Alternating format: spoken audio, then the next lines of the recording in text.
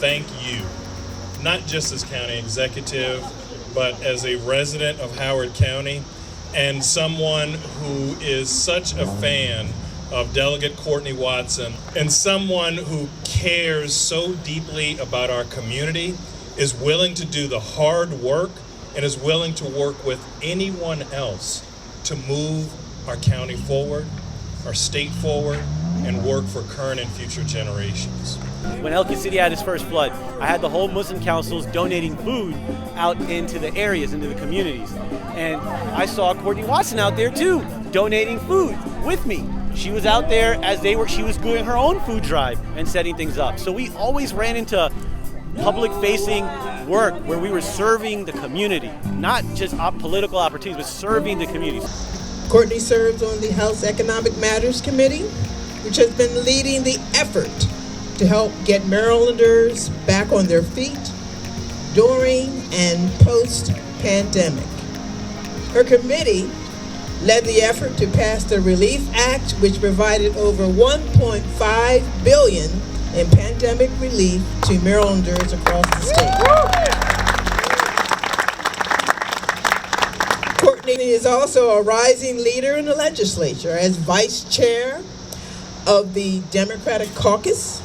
Amid all her work on behalf of the state, she never loses sight of the issues facing the residents of District 9B. Big issue was all the money for old Ellicott City and the recognition that, climate change is real. And Governor Hogan, he was able to give us, in the last 5 years, about $3 million in his budget. But Speaker Adrian Jones and my friends from the General Assembly, they supported $15 million more dollars. These were dollars that were not in the governor's budget, that we found for the town of Ellicott City. And that is a lot of money. It's unprecedented. So we cannot thank the people behind me enough here in Ellicott City. All of you who are residents here, I really want you to understand that Speaker Adrian Jones and President Bill Ferguson and Senator Katie Hester were leaders with me on that initiative.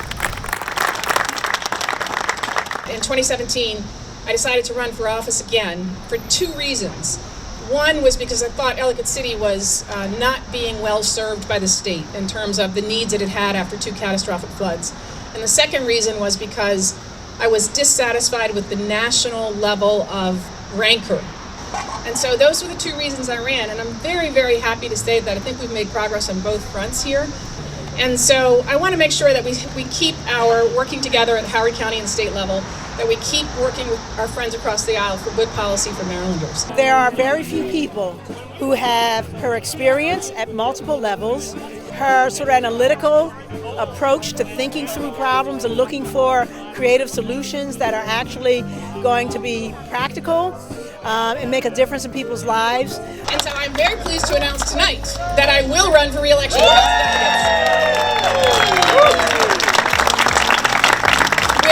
With your support. There are many people in this crowd that knocked on hundreds and hundreds of doors for me. It was a swing district. We took it from an incumbent, a very strong incumbent, and it'll be hard to keep it too. And so we're going to work hard. We're knocking on doors starting on June 26th, anybody that wants to come along.